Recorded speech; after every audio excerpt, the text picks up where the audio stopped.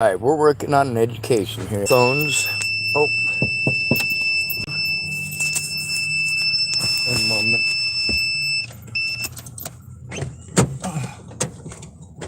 Bonjour. Well, I need your help here in a minute. What do you need? When did you cast this look for me? I already took one in today. How much was it? $14.40. Fuck you. You're not that cute.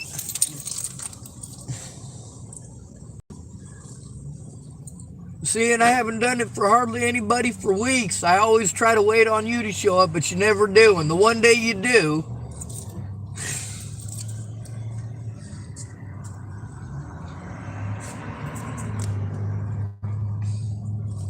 on the bright side, tobacco came walking right up to my vehicle. Alright, so what are we working on here? Alright, we're working on the primed and loaded wrought iron swivel. We're going to the very end of this. Now, I want you guys to keep this in mind. We're at the 11:01 mark.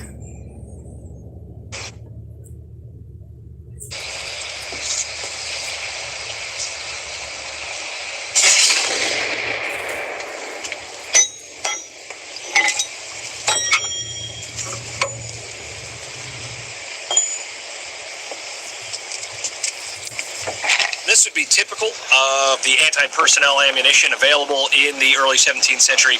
And again, what most commonly you'll see the swivel guns meant to fire. And this is simply what's referred to as case shot.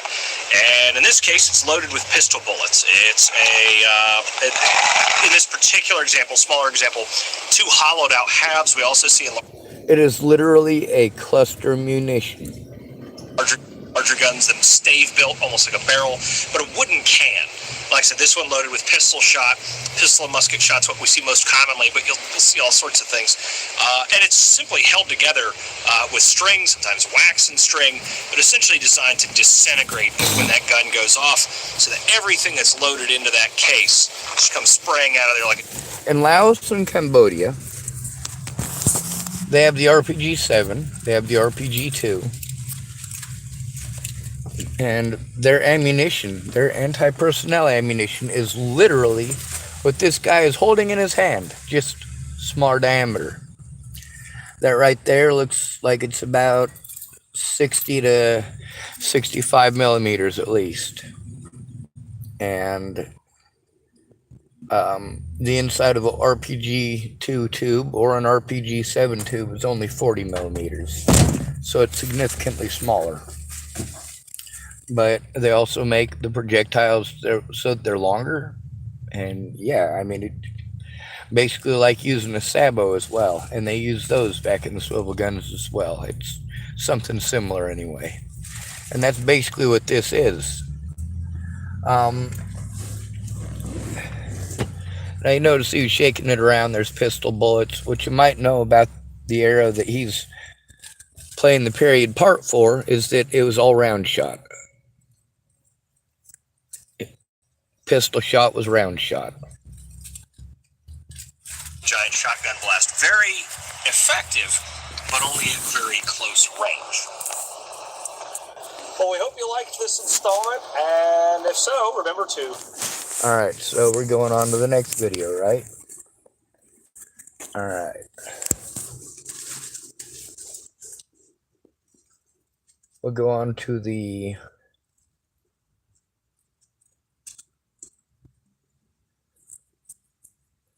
cluster bombs. We'll show the American cluster bomb. We'll also have current cluster bombs that are actually being requested by Ukraine. They've been taking drones. U.S. Cluster bombs have a whole bunch of anti-tank rounds in them, basically. Anti-armor rounds. And the,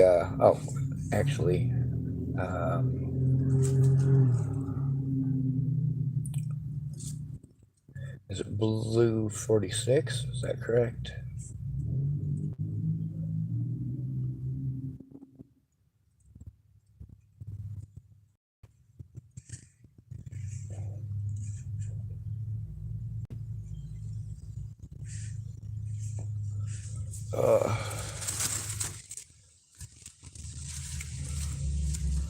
We're looking for a cluster munition, so that's what I should be looking up. Alright, we'll go with the World War II cluster bomb.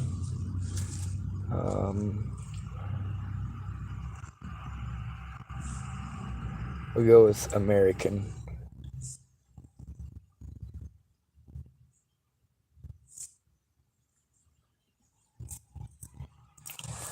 The current ones fire something that looks kind of like that. This is the very first ones. This is German butterfly bombs.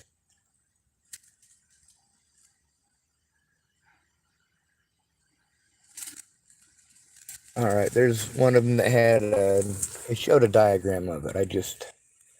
I guess I looked that up on this phone and not another one.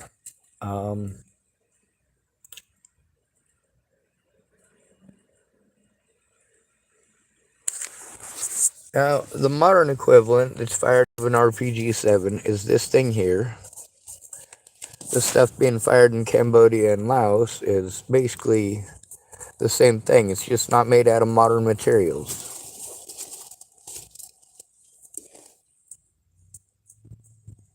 This is not a water bottle. Oh, we don't want to It's listen an to that, do air-up we? bottle that No, flavors we ordinary don't. water.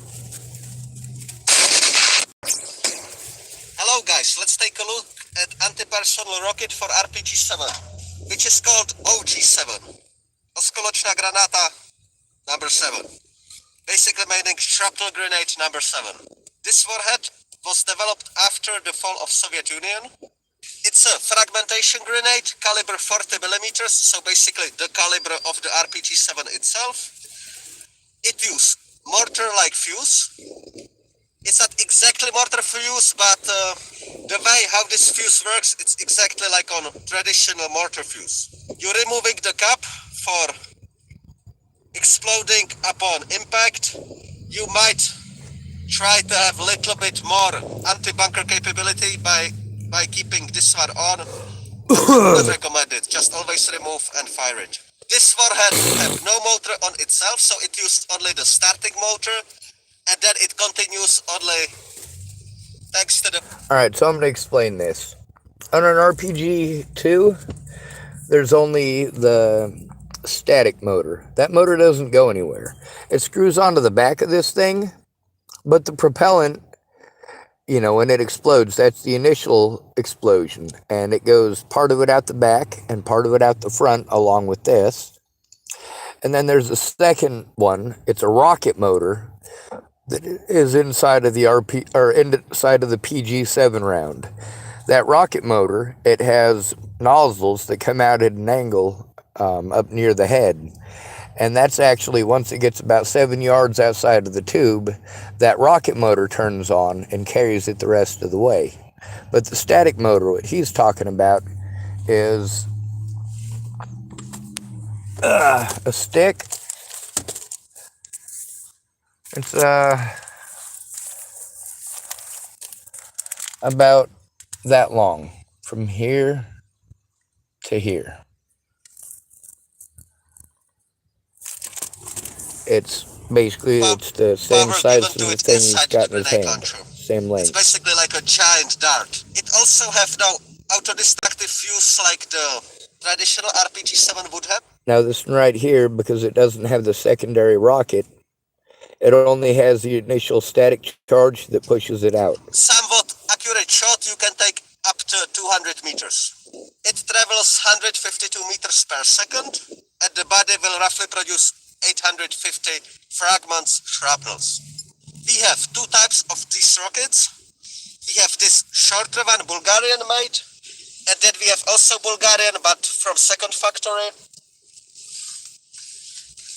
That is slightly longer, so you get more shrapnel, more explosives, and they come assembled in those tubes, with the motor already attached. Yep.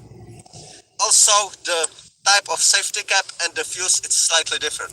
Those rockets coming packed in crates, I guess 20 pieces per crate.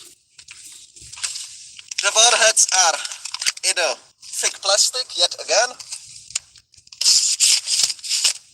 Open it up with your knife. And they screw together. Remove the paper. OG7V, the type of grenade. Circle 11, produced in 2018. The motor's coming in its own tubes. This one I already unwrapped from the transport papers. And you assemble this rocket together as you would with normal traditional cumulative warhead. Here you can see two rockets, most likely same country of origin, but this is like updated, stronger version. Regarding use of those rockets in Ukraine.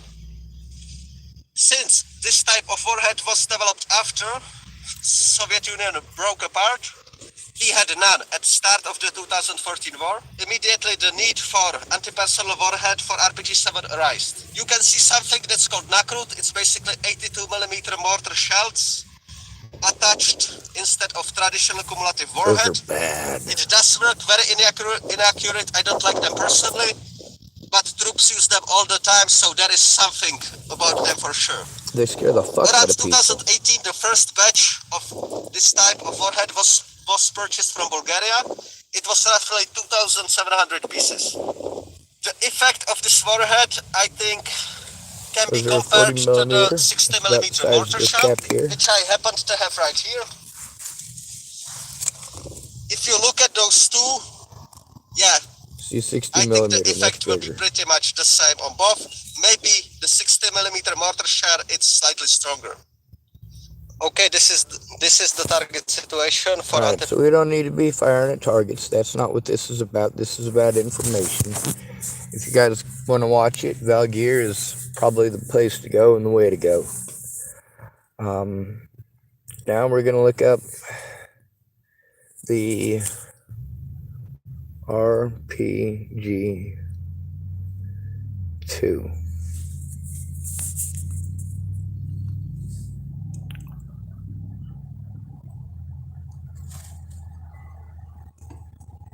If you have a utility meter like Oh, we don't this wanna watch on the this side shit, of do your we? house, you could get paid to go solar for no. The RPG-2 is little remembered today, eclipsed as it is by both its famous descendant, the RPG-7, and its illustrious forebears, the panzerfaust250. So it's easy to forget that it was a remarkable weapon that provided soldiers of its day with the ability to punish any armoured vehicle at staggeringly low price. It's also not widely known No that shit. their sheer simplicity Alright. and effectiveness means it still enjoys use in conflicts today, despite more powerful weapons being available. Design of the RPG-2 began in 1947, and it would go into service in 1954. Launched from the shoulder, the weapon itself is extremely simple in construction, consisting of a straight steel tube with a 40mm diameter. This is fitted with iron flip-up front and rear sights and a pistol housing that contains the trigger, safety and percussion firing pin. The projectiles themselves are also very simple to produce. Essentially an 80mm diameter warhead, the PG-2 is the most common munition produced for the RPG-2.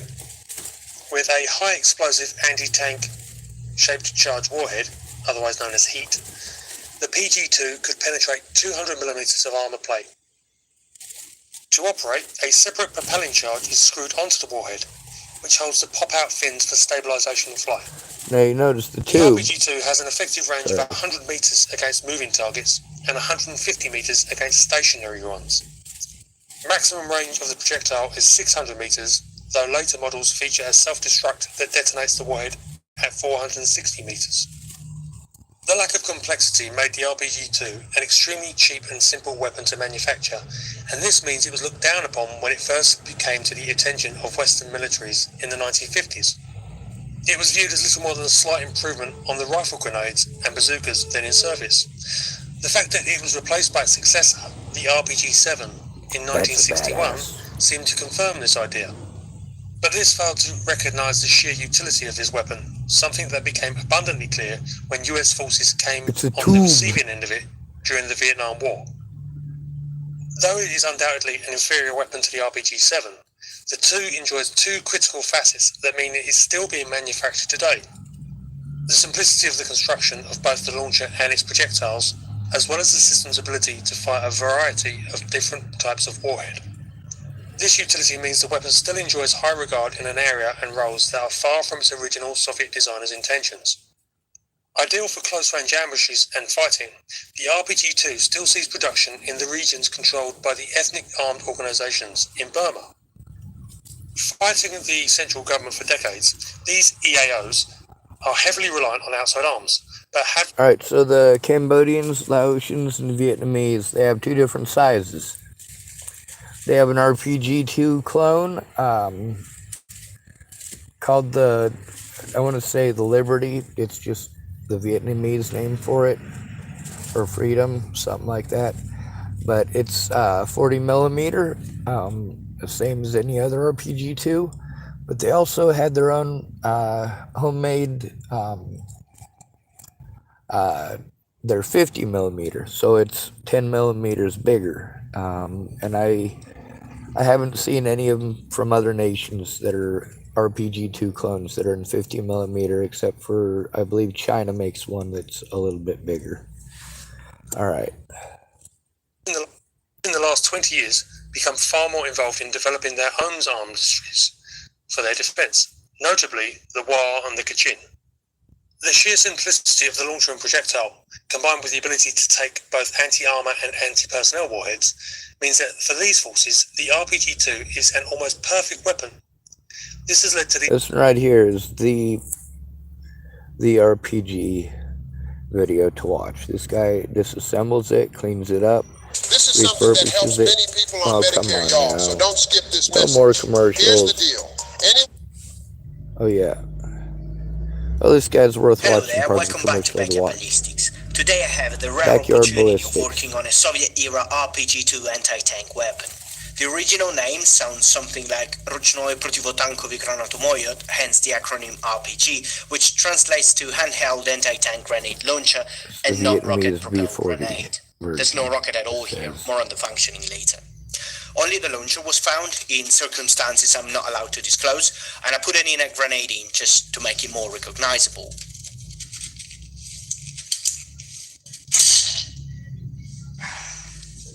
So this is what was found, no more, no less. It's pretty beaten up, and the wood around the barrel is cracked. It's a tube. It's a fucking tube. This is an RPG-7 round. It's different. Let me get a pencil and we'll show you how this works. Alright. Ah, shit. Don't do that to me, you son of the beaches. Alright. So, these right here are nozzles that push the spray out at an angle back and away from the front of the projectile here. This part right here is 40 millimeters and it slides inside of the tube with a pressure fitting. This cap here is unscrewed, and then this thing right here is a piece of fucking cardboard filled with boom sauce, and it's spray painted over the outside so it's water resistant. So said boom sauce can right here screws into the back of this thing after you take the safety cap off, as it is here, attached to this RPG-7 round, or PG-7, sorry. But that's pretty fucking long, isn't it?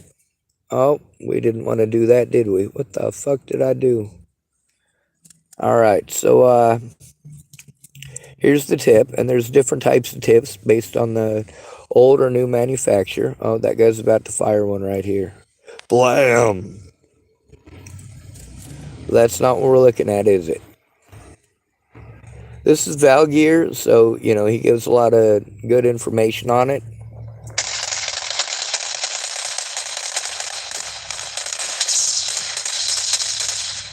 Hello guys, this But it's video is literally long the time same overdue. round It's the that he's video showing about at the very RPG-7 beginning.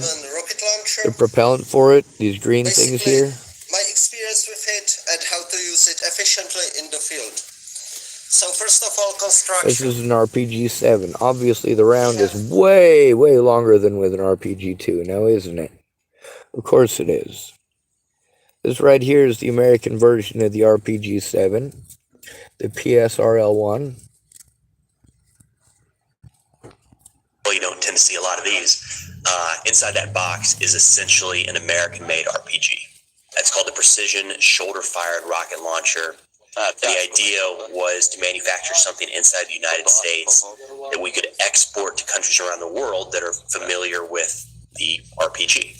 You know, the idea being they don't have to learn a whole new weapon system to put this thing into operation. It's pretty fancy.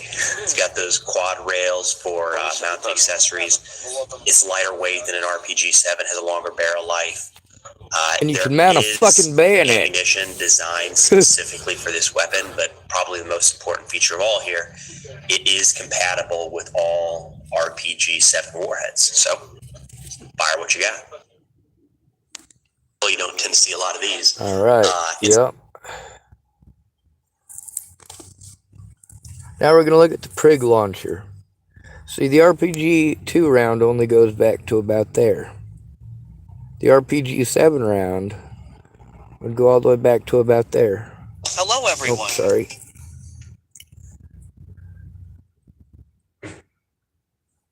Prig launcher. British had fun with these. You can see this one right here, Ed Nash's Military Matters. This is a good one to watch because it gives you a lot of the history of it. But there's also this guy here. This one and this one, Wild Arms Research and Development, is a good one to watch. And this one right here, the Big Four, how I made a shoulder-fired recoilless rifle. If you do it right, it's a black powder rifle. If you do it wrong, it's a felony, and you could possibly go to prison for years.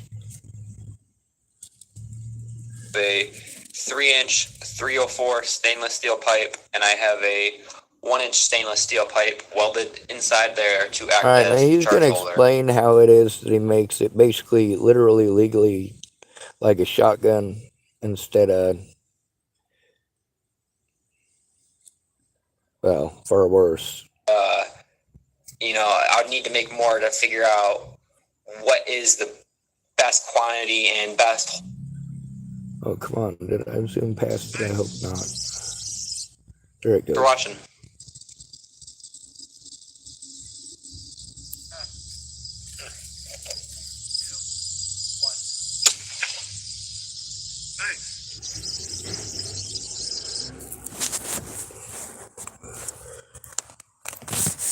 Now, of course, if you have a different type of round in it, like a cluster mutation type, it doesn't have to be explosives that are in it. Also, if you make it so that if you watch the Prig thing, it fires cookies. So, we'll play that. The Northern Irish Troubles, which lasted probably from the late 1960s to the late 90s, was, to put it mildly, a deeply turbulent and traumatic period in British and Irish history. I won't go into the history of this episode, there are plenty of videos out there that explain it already, but essentially sectarian violence between Catholics and Protestants led to the long-term deployment of the British Army throughout the province of Ulster. For the Republican guerrilla forces, typified by the Irish Republican Army, the IRA, the deployment of British soldiers and the re-equipping of the Ulster Police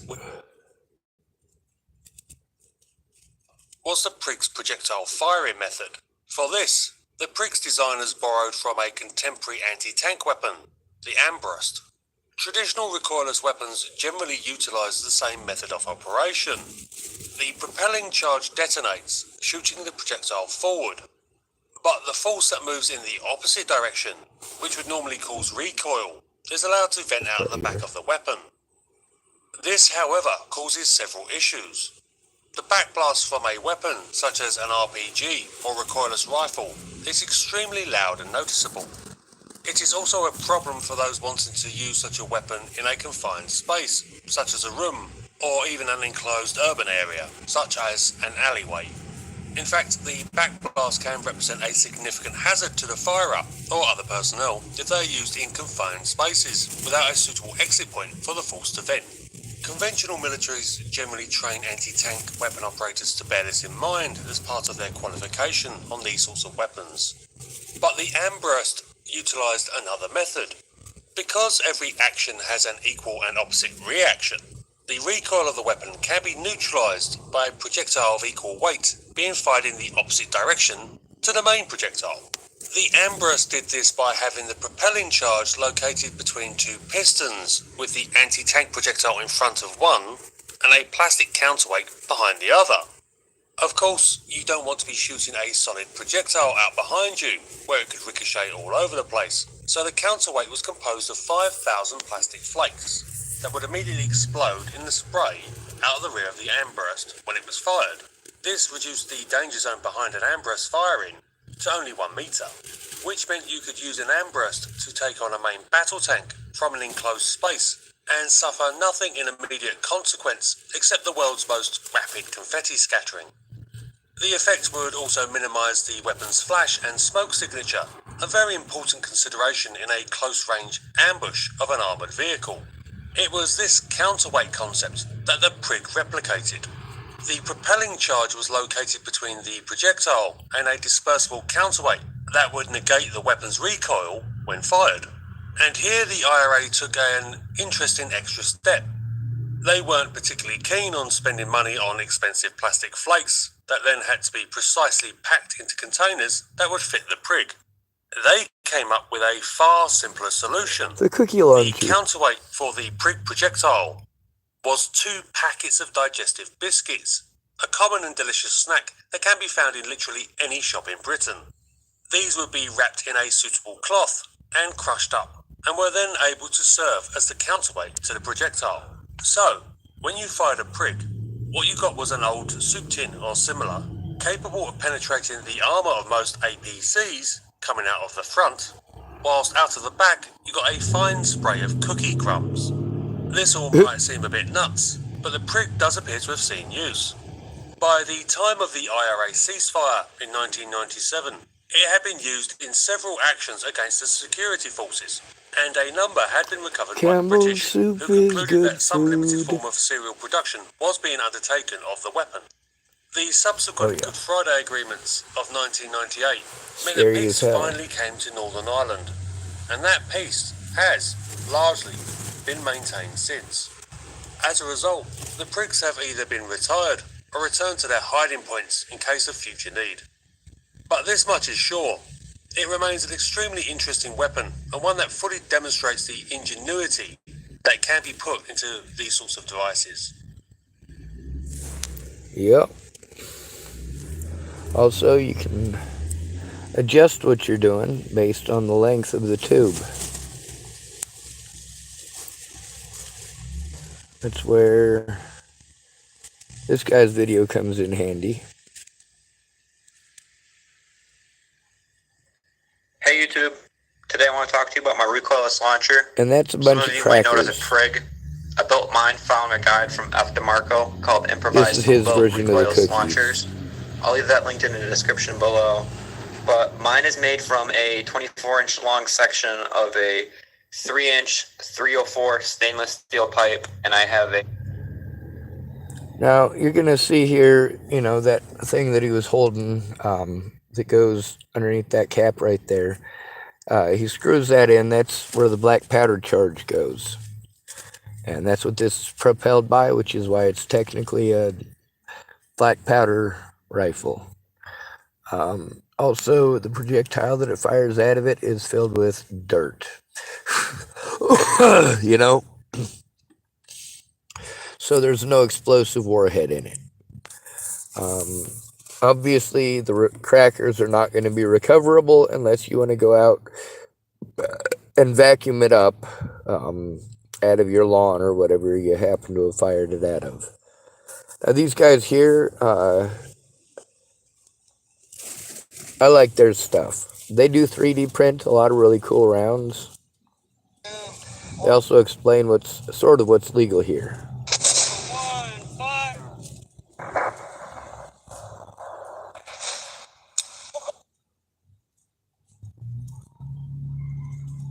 Yes, this is legal, believe it or not.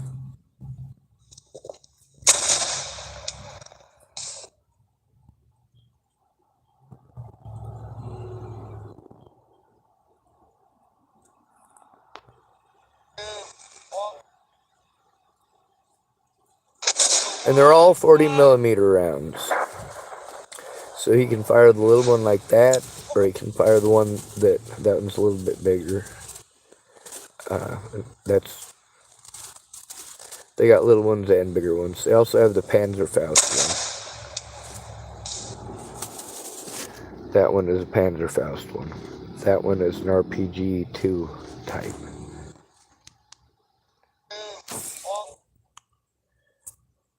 Some of the laws here, well, first of all, you can't have a charge that'll screw into the back of it like you would on a regular rpg2 or an rpg7. It has to be separate.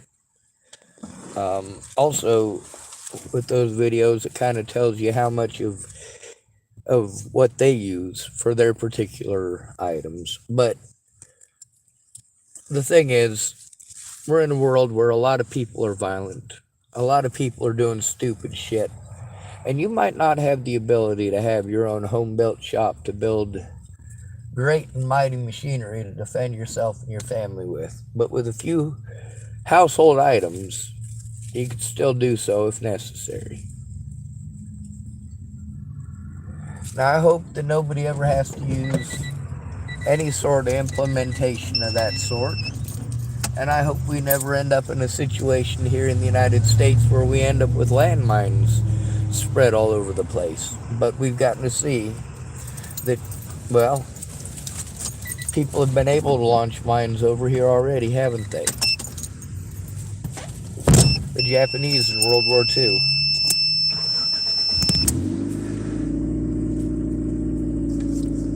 Alright, well, I guess I better end this video.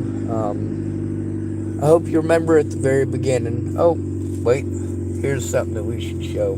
This is important as well.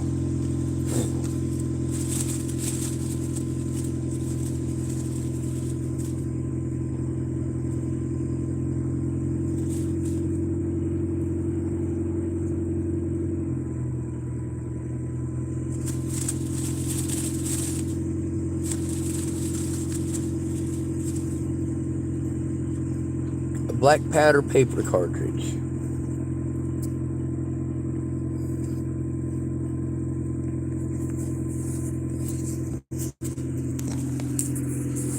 Let's check this out. This is a paper cartridge right here. What you've got is your wadding. This right here would be where your bullet is. You bite that off. Now, in the case of using this in something similar to the prig, what you'd be doing is putting your black powder in, basically at the very end of the crackers or the cookies bag. Sorry. I guess we're kind of committed to that now.